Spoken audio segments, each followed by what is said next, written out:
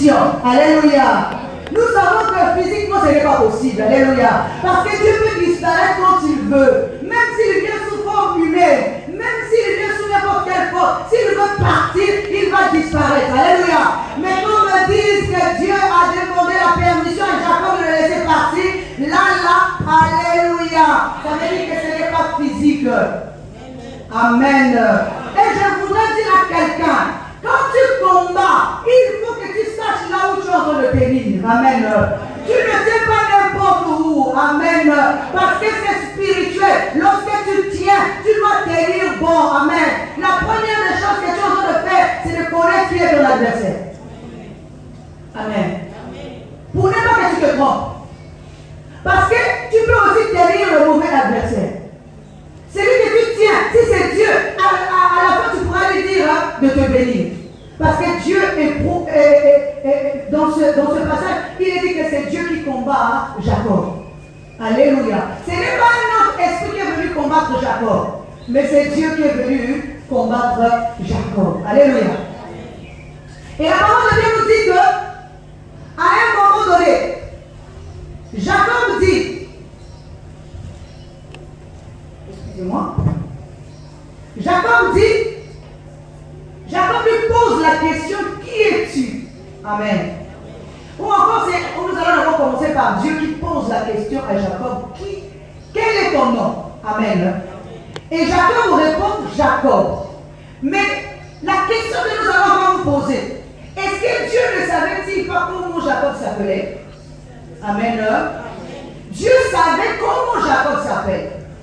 Toi et moi, Dieu connaît aussi notre nom. Alléluia.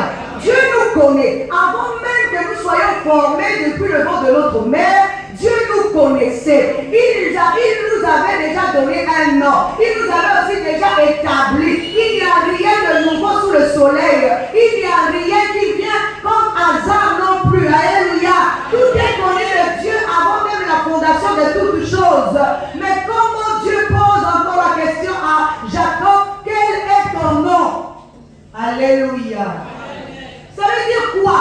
Jacob répond, je suis Jacob. Vous savez pourquoi? Parce que Jacob, à ce moment-là, il incarne encore le corps. Il ne sait pas encore qu'il n'y a pas que le corps en lui, il y a aussi l'esprit. Alléluia. C'est pour ça que quand il dit Jacob, Dieu lui dit, ton nom ne sera plus Jacob, mais ton nom sera maintenant Israël. Alléluia. Amen. Or, ce que Dieu veut nous apprendre dans ce combat, c'est quoi? Que dans la lutte, dans l'adversité, il faut que tu arrives à faire naître en toi le nouveau homme. Il faut que tu arrives à faire naître en toi Israël. Alléluia. Parce que Israël, ce n'est pas un homme qui fait naître cela. Israël, c'est dans la lutte, dans l'épreuve, dans le combat, dans tout ce que tu traverses dans la vie, que tu feras naître Israël dedans de toi. Amen. Alléluia. Maintenant, je voudrais encore vous dire quelque chose. C'est qui Israël? Amen. C'est pour ça que je vous ai dit que Israël ici, c'est notre esprit. Parce qu'il est dit à Moïse, dans Exode chapitre 4, verset 22, il est dit à Moïse, va dire à Pharaon de laisser partir mon fils Israël, mon premier-né. Amen.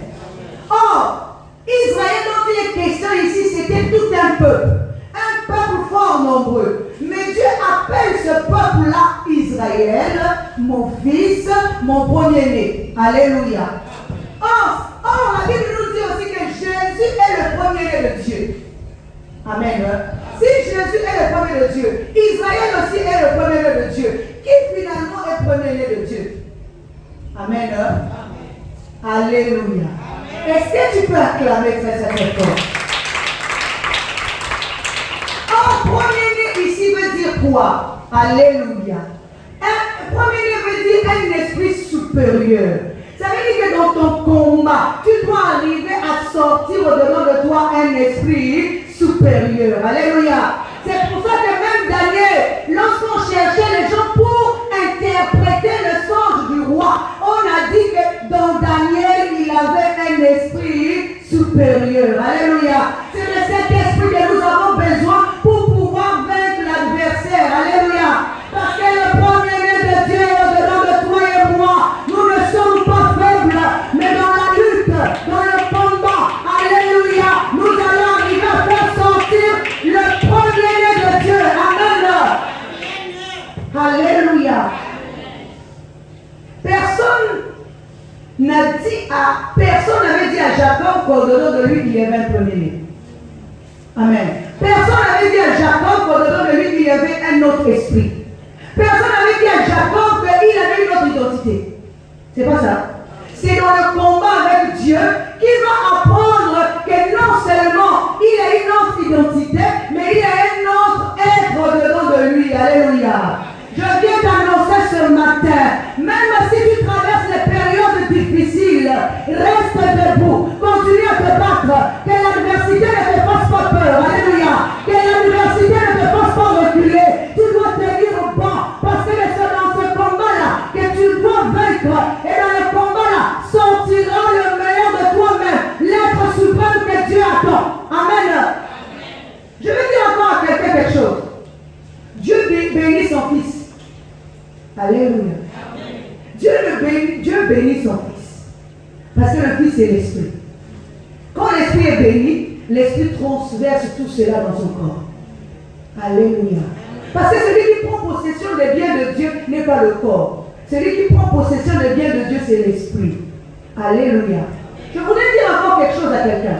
Est-ce que vous savez que l'homme que nous sommes physiquement, même scientifiquement, on peut expliquer comment on enfante un corps. Alléluia. Mais on ne peut pas expliquer comment on enfante un esprit. Alléluia.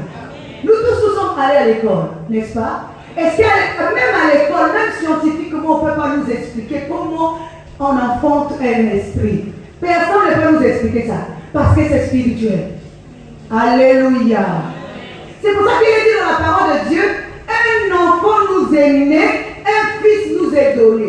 Parce que le fils ne naît pas, mais le fils est donné. Mais un enfant qui est né, c'est le corps. C'est le corps qui est formé, c'est le corps qui est façonné. Mais l'esprit ne naît pas. Alléluia. Donc je vais dire à quelqu'un ce matin, ton esprit n'est pas né. Ton esprit est fils de Dieu. Ton esprit doit prendre conscience de ce qu'il est. Alléluia. Afin qu'il domine, afin qu'il règne, afin qu'il prenne possession de ce que Dieu peut le léguer. Alléluia. L'esprit ne naît pas, l'esprit est donné. Un fils nous est né, plutôt un enfant nous est né, un fils nous est donné. Alléluia. Vous voyez, quand Dieu a formé Adam, il nous dit que l'esprit est venu habiter dans Adam. C'est le corps qu'on a formé, ce n'est pas l'esprit. L'esprit existait d'abord quelque part et l'esprit est venu habiter dans Adam. Alléluia. C'est la même chose. Donc je m'adresse à quelqu'un ce matin. Si tu te sens faible dans tes combats, si tu te sens diminué, si tu te sens rabaissé, si tu te sens humilié, ce matin je viens t'annoncer qu'il est l'heure que tu te relèves. Il est l'heure que tu te mettes debout. Parce que de tes humiliations-là, tu vas te relever. Même si quelqu'un te rabaisse, même si quelqu'un te diminue, alléluia. Fais comme si tu n'as rien entendu, fais comme si tu n'as rien vu, mais relève-toi parce que tu es un fils de Dieu. Dans le fils de Dieu, il n'y a pas de femme, il n'y a pas de hommes. Amen. Je dis encore, un fils de Dieu, il n'y a pas de hommes et il n'y a pas de femmes. C'est l'esprit qui est fils de Dieu. Amen. Alléluia. Si tu es faible, on va marcher sur toi. Je ne parle pas de manière physique. Je ne parle pas pour aller indexer l'autre physiquement. Non, mais c'est spirituellement que ça se passe. Alléluia. C'est spirituellement que ça se passe. Soit on est fort, soit on est faible. C'est pour ça qu'il y a même un adage qui dit toutes les épreuves de la vie de quelqu'un, soit ça te rend fort ou ça te rend faible. Mais de quelle race es-tu? Est-ce que tu es de la race de faible ou tu es de la race de fort? Mais je dis à quelqu'un ce matin, tu dois être de la race de fort. Alléluia. Parce que l'esprit qui en toi n'est pas un esprit de timidité. C'est un esprit de force et de puissance. Un esprit d'autorité. Amen. Soit tu es fort, soit tu es faible. Il y a des gens qui se disent, qui se contentent de leur situation. Non, refuse de te contenter de ta situation. Parce que tu te lèves, tu dors tout le jour, tu dis, ah, ma situation là. Mais n'accepte pas ta situation. Tu dois te battre. Alléluia. Tu te bats dans la prière. Et puis je vais vous dire encore autre chose. Même si tu traverses les périodes difficiles, même si ton mari t'a abandonné, même si je ne sais pas ce qui se passe dans ta vie, même si tu n'as pas d'argent, même si tu dors par terre, même si tu dors sur une natte, même si tu marches pieds nus, peu importe ce qui t'arrive dans la vie. Amen. Je dis à quelqu'un, lève-toi. Va même au marché. Achète même les friperies. Sois propre tous les jours. Alléluia. Parce qu'il ne faut pas que Satan. Alléluia. Amen. Même si les friperies, les 50 au marché.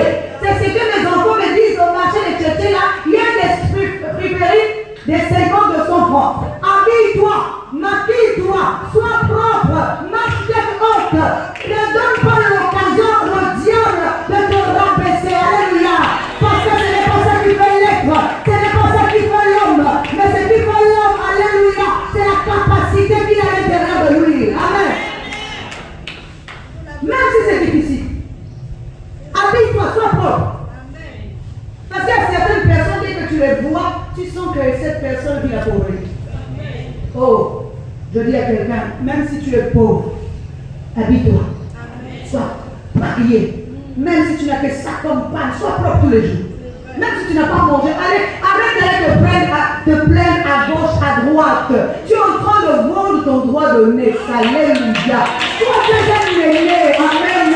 Tu ne vends pas ton droit de naissance. Quelqu'un qui se plaît du matin au soir. Moi ici, moi ici, moi ici. Même si c'est difficile, tu dois garder ta force. Tu dois garder ta dignité. Tu dois garder ton expérience. Tu dois garder ton droit de naissance. Amen. Parce que même là où tu es en train d'aller parler, des fois quand tu tournes le dos, on va encore te critiquer. Et vous savez pourquoi? Parce que c'est toi-même qui as permis. Tu es devenu toi-même la pierre d'achoppement pour toi-même. Parce que si tu ne donnes pas quelqu'un un bâton pour te taper, la personne ne va pas te taper avec ton propre bâton. Alléluia. Donc ne donne à personne l'occasion de te critiquer, l'occasion de te rabaisser. Alléluia. Amen. C'est pour ça, je dis, même si c'est difficile, sois fier de toi. Amen. Alléluia. Amen. Même si c'est difficile, sois fier de toi parce que l'esprit que tu as reçu là, il vaut plus que l'or dans le monde. L'esprit que tu as reçu là, il vaut plus que les maisons dans le monde. Il vaut plus que tous les meilleurs vêtements. Alléluia. Amen. Quand tu marches avec lui, quand tu luttes avec lui, à un moment donné, amen, tu vas te rendre compte de qui est en train de te combattre. Amen. C'est pour ça que Jacob, en combattant avec Dieu, il a lutté toute la nuit. Mais quand le soleil commençait à se lever, alléluia, on a besoin de la lumière. On a besoin de cette lumière dans notre esprit. On a besoin de cette lumière pour éclairer notre esprit, afin que nous puissions combattre à le bon combat, afin que nous puissions savoir avec qui nous sommes en train de combattre. Est-ce que tu sais que quand tu accuses, tu perds ton propre temps.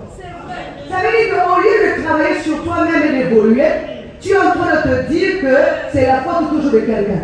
C'est jamais ta faute. Alléluia. C'est toujours quelqu'un qui est en train de t'ensorceler. C'est quelqu'un qui est en train de t'ensorceler. Donc du coup, tu ne feras jamais un effort toi-même pour pouvoir t'élever. Parce que pour toi, tout ton malheur, c'est quelqu'un. Alléluia. Or, si tu ne vois pas le quelqu'un là, alléluia, et que tu cherches à te lever, et que tu cherches à monter, et que tu cherches à te mettre debout, tu feras des efforts. Alléluia. Les gens se disent, surtout en Afrique, ici, et de surcroît au Congo, ma situation là, c'est l'homme qui est en train de faire ça.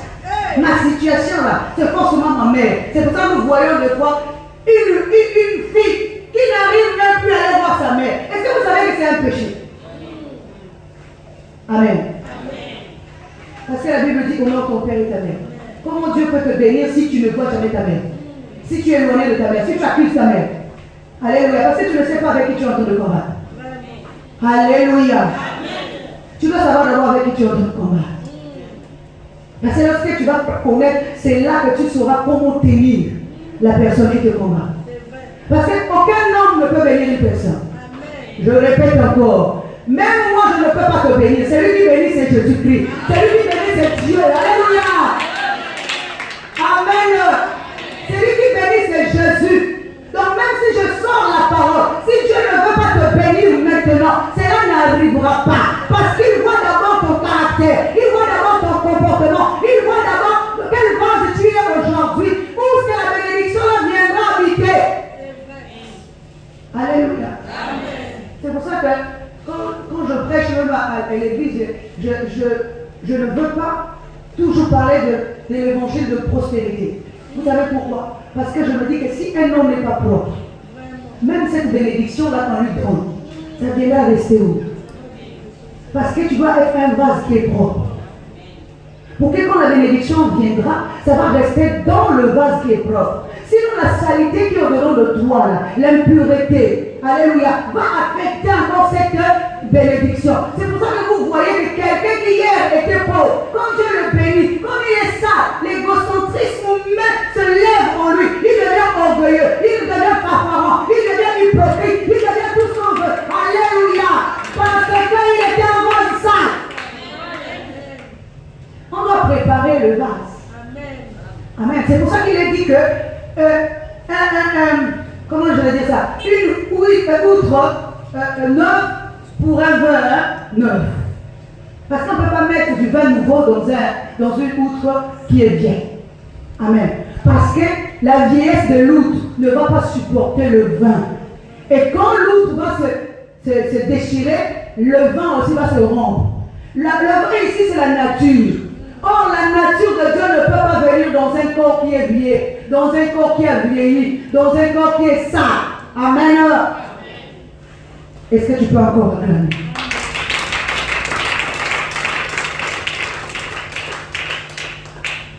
Donc, je disais que tu es un premier-né. Et le premier-né n'a peur de personne. Amen. Le premier-né est debout. Il combat. Je me suis même dit que Jacob était audacieux, n'est-ce pas? Est-ce que quelqu'un comprend? Alléluia. Est-ce que nous comprenons l'audace spirituelle qu'avait Jacob? Parce que Jacob comprend que c'est lui avec qui je suis en train de combattre est Dieu. Mais lui, il s'est dit non, comme c'est Dieu, je veux maintenant le saisir. Je veux maintenant le retenir. Alléluia. Pendant que Dieu lui dit, laisse-moi partir. Lui, il dit non, je ne te laisserai pas. Tant que tu ne m'auras pas béni. Alléluia. Il montre là, il démontre là l'audace spirituelle que beaucoup d'entre nous n'en ont pas. Alléluia. Déjà, il faut d'abord, comme je dis, comprendre avec qui tu es en train de combattre. Amen. Et quand tu combats, c'est à ce moment-là que tu peux maintenant te dire, comme il est le jour en train d'arriver, pourquoi d'abord Dieu a peur? Bon, peut-être le mot peur, c'est qu'on dit, ne veut pas que la lumière se lève sur lui.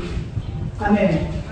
Et pourquoi Dieu ne donne pas son nom quand Jacob lui pose la question, qui es-tu? Fais-moi connaître ton nom. Alléluia. Parce que ça veut dire que quand Dieu vient combattre Jacob, il ne vient pas sous sa véritable forme. Alléluia. Et il ne veut pas que Jacob connaisse cette forme-là. Amen. Il ne veut pas donner l'identité de cette forme-là. Amen. Et il ne veut pas aussi que la lumière s'élève pour que Jacob voie correctement cette forme. Alléluia. Parce que Jacob doit voir la lumière, doit connaître la lumière et non l'obscurité. Alléluia. Amen. Maintenant, je voudrais encore vous dire autre chose. Amen. Il est dit que Dieu va dire à Jacob que tu as combattu avec Dieu et les hommes et tu as été vainqueur. Alors, la question que nous allons poser, où étaient tous les hommes que Dieu a fait mention? Parce qu'il est question d'un homme qui lutte avec Jacob. C'est pas ça? Alléluia. Est-ce que tu es avec moi? Si tu es là, acclame encore le Seigneur pour ta foi. Il est dit que Dieu va dire, tu as lutté avec Dieu et les hommes et tu as été vainqueur. Déjà, la première des choses que nous allons souligner dans cette histoire,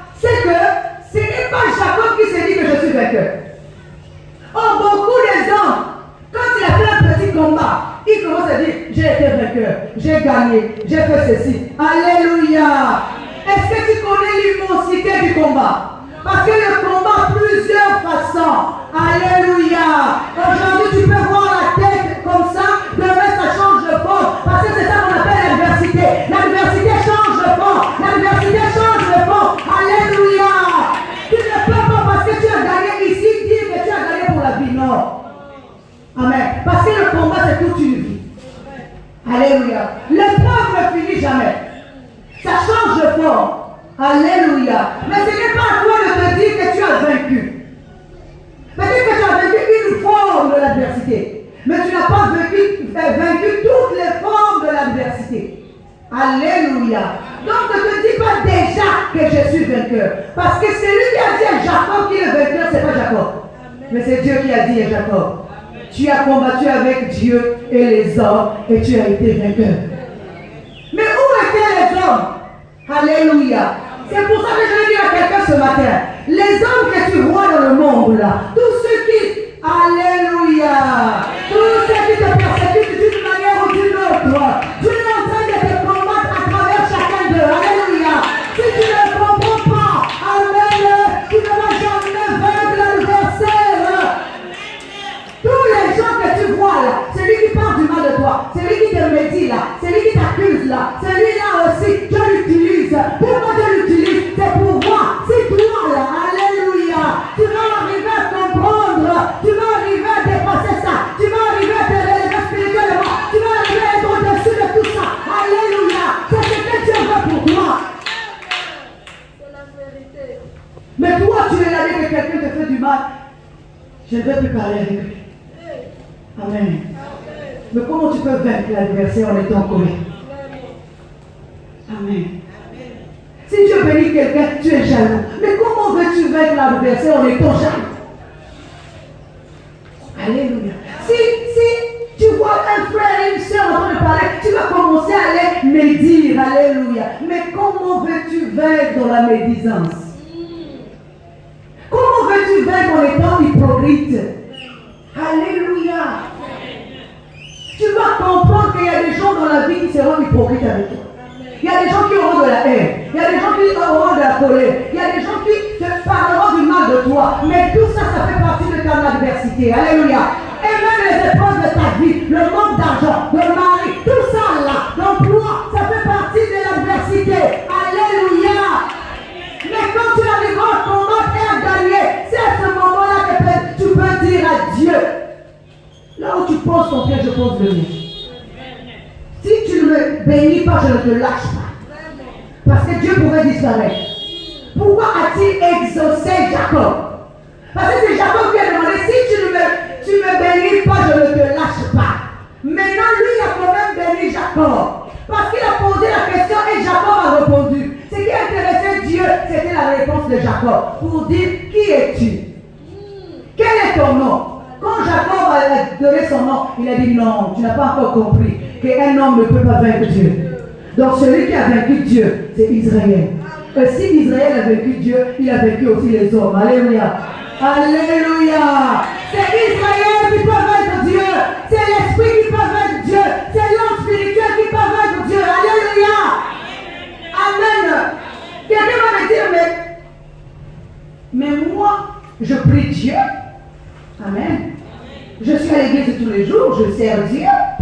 Donc, je ne peux plus avoir d'adversité. Mais qui t'a dit ça?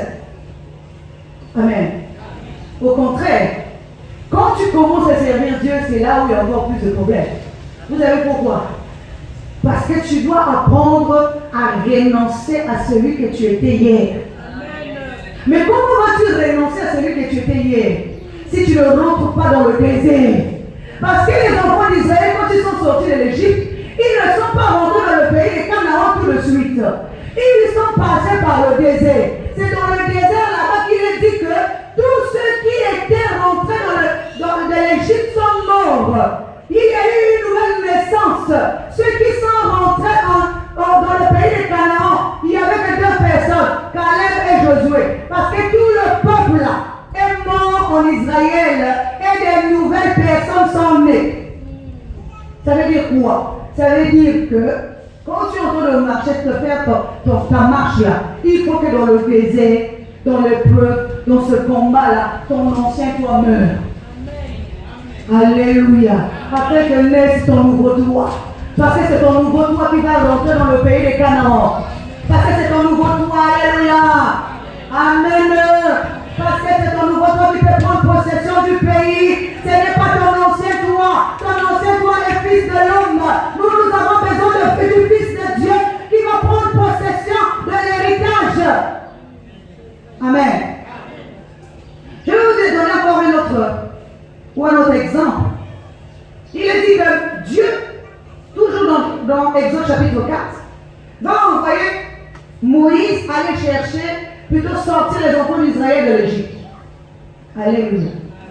Il va lui dire que va dire à Pharaon de laisser partir mon fils, mon premier-né.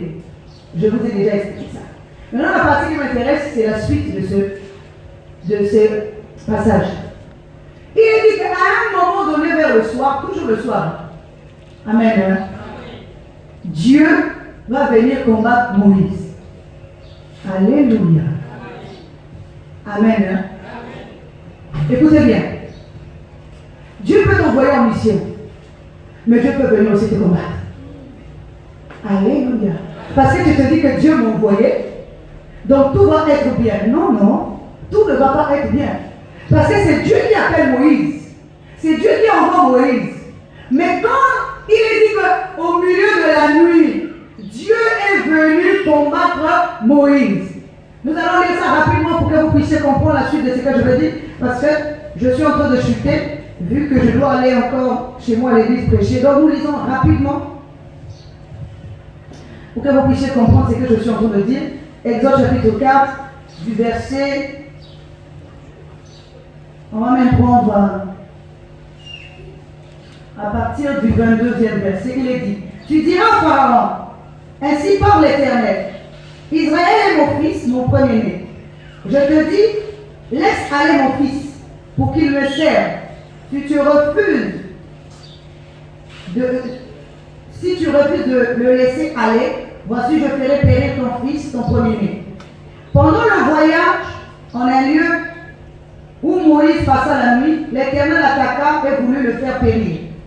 Séphora prit une pierre aiguë, coupa le prépuce de son fils et le jeta au pied de Moïse, en disant, tu es pour moi un époux de sang. Et l'Éternel le laissa, c'est alors qu'elle dit, époux de sang à cause de la circoncision. Amen. Est-ce que tu peux acclamer?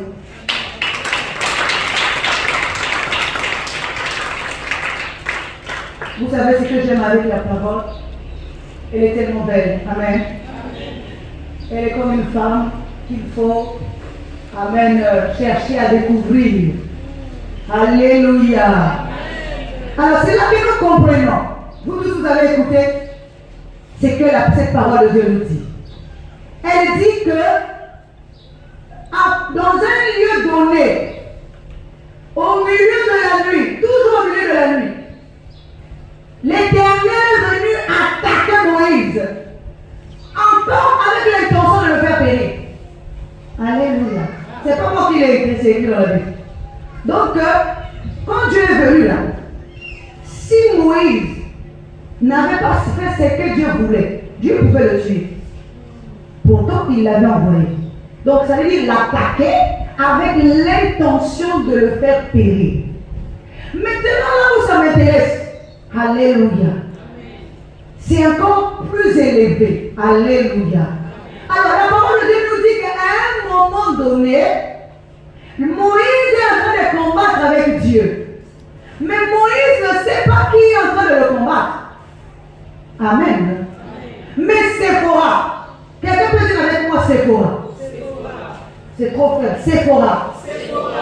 Oh, Séphora, qui n'a rien à voir avec le Dieu de Moïse, qui ne connaît pas le Dieu de Moïse. Comment Séphora va reconnaître que celui qui est en train de combattre Moïse, c'est le Dieu de Moïse? Alléluia. Amen. Ça, c'est la première question. Et la deuxième question, comment pouvait-elle savoir ce que le Dieu de Moïse voulait pour Moïse? Amen. Parce que dans tout ça, elle a compris qui était en train de combattre Moïse, ça c'est le 1. Deuxièmement, qu'est-ce que Dieu voulait. Troisièmement, elle devait maintenant poser l'acte afin que Dieu laisse son mari. Alléluia. Est-ce que tu peux encore acclamer? Ce n'est pas Moïse qui a compris pourquoi Dieu le combattait. Mais c'est Séphora qui a compris pourquoi Dieu était en train de combattre son mari. Alléluia. Maintenant, il s'agit de faire une circoncision. Amen. Il fallait aussi trouver une pierre aiguë que Moïse n'a pas trouvée. Alléluia. Parce que Moïse ne savait pas qui était en train de le combattre. Mais Séphora savait qui était en train de combattre Moïse. Alléluia. Pourquoi Dieu combattait Moïse? Parce que Dieu voulait qu'il y ait une circoncision. Amen. Et cette circoncision, ce n'est pas Moïse qu'on devait circoncire. Mais c'était le fils de Moïse. Ça, c'est le 1.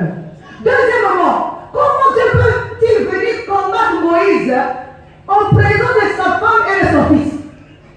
Alléluia. Parce que là, il ne combat pas. Amen. Dieu ne combat pas Moïse en privé. Dieu combat Moïse à côté de sa femme et de son fils. Parce qu'il a dit que Séphora prit une pierre aiguë, coupa le prépuce de son fils et le jeta au pied de Moïse. Elle n'a pas jeté le prépuce, la peau, au pied de Dieu, non. Elle a jeté le prépuce, la peau au pied de Moïse. Alléluia. Est-ce que quelqu'un peut acclamer très très très fort?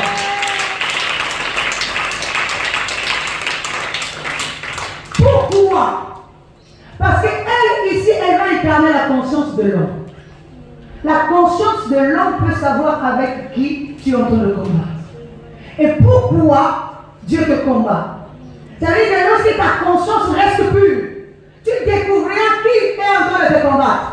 Et pourquoi il est en train de te combattre? Pourquoi la circoncision? Or, la circoncision, c'est aussi le dépouillement. Or, c'est pour ça que Dieu peut combattre un homme qui est en train de le servir.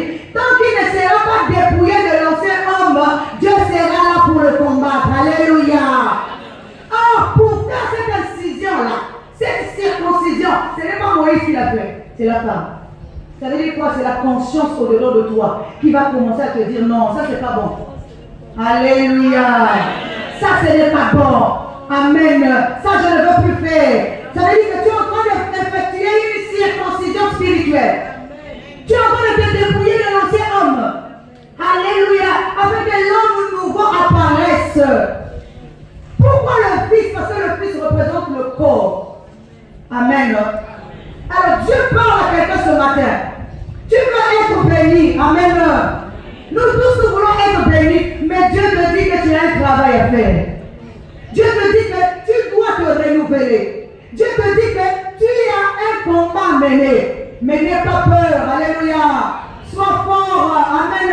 Parce que tu arriveras à sortir tout ce qui est de l'homme au-delà de toi. Afin que tu sois une nouvelle terre. Une terre sainte qu'on peut bénir. Une terre sainte qu'on peut ensemencer. Alléluia. Est-ce que tu es d'accord avec moi? Acclame le Seigneur très très fort.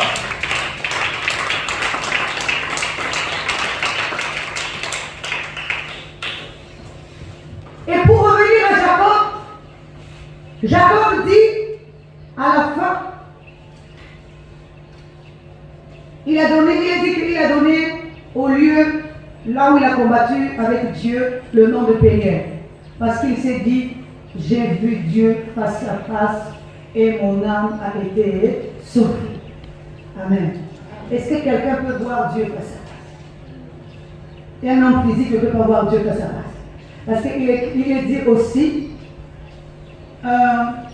nul homme ne peut voir Dieu et vivre. Amen. Mais celui qui peut voir Dieu et vivre, c'est l'Esprit. Alléluia. Parce que la Bible dit de Moïse, que quand Moïse voulait voir Dieu, Dieu a montré à Moïse que son dos, en lui disant que nul homme ne peut voir Dieu et vivre. Mais la même Bible dit encore qu'à un moment donné, Il dit encore que dans toute la maison d'Israël, le seul homme qui est interne, c'est Moïse qui peut voir Dieu face à face. Alléluia. Donc spirituellement, on peut dire qu'il y a contradiction. Or, dans les choses de Dieu, il n'y a pas de contradiction. Amen. Alléluia. Dans les choses de Dieu, il faut comprendre à quelle dimension on est en train de parler de telle chose et à quelle autre on est en train de parler. Quand Moïse marchait selon l'homme, il ne pouvait pas voir Dieu face à face. Mais à partir du moment où il est devenu lui-même un esprit, il peut maintenant voir Dieu face à face. Pourquoi? Parce qu'il a été dit à Moïse, vois, je te fais Dieu devant Pharaon. Donc ça veut dire que Moïse avait changé d'état. Quand Dieu dit à Moïse, moi je te fais Dieu devant Pharaon, c'est dans le chapitre 7 de l'Exode. Premier verset. Vois, je te fais Dieu devant Pharaon. Amen. Là aussi, il s'agit de l'adversité. Tu ne peux pas. Est-ce que vous savez qu'un corps peut combattre un corps? Un esprit peut combattre un esprit et une divinité peut combattre une divinité. Pourquoi Dieu a fait de Moïse un Dieu? Parce qu'en réalité, Pharaon était déjà une divinité. Amen. Alléluia. Or, si Pharaon était une divinité qui devait combattre avec un homme simple, il allait toujours gagner. Il faut qu'il y ait égalité. Égalité de puissance, égalité de force, égalité de pouvoir. Alléluia. Afin que lorsqu'ils vont combattre, et le vainqueur qui sera maintenant reconnu. Alléluia. Amen. Est-ce que tu es d'accord avec moi? Acclame très très fort. Alléluia. Tu ne peux pas voir Dieu face à face et vivre. Amen.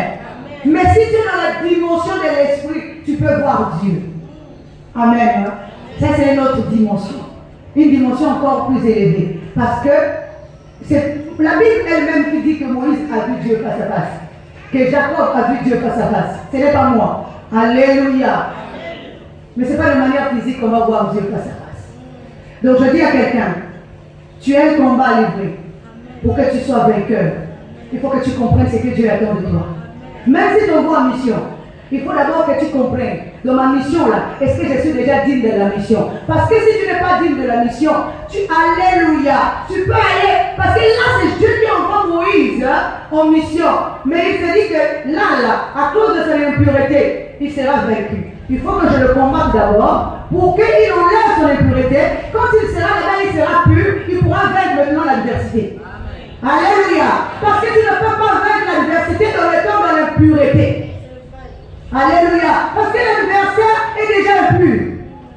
Tu ne peux pas le vaincre dans ton impureté. Tu es obligé d'être façonné. Tu es obligé d'être taillé. Tu es obligé d'être brisé. Tu es obligé de porter l'image de Dieu. Alléluia. Amen. Tu dois porter l'image de Dieu. Amen. Que la parole de Dieu trouve place en nous.